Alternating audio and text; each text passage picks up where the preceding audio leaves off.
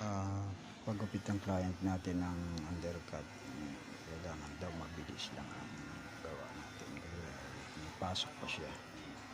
Ayan, huwag natin na kagad natin ng number 1.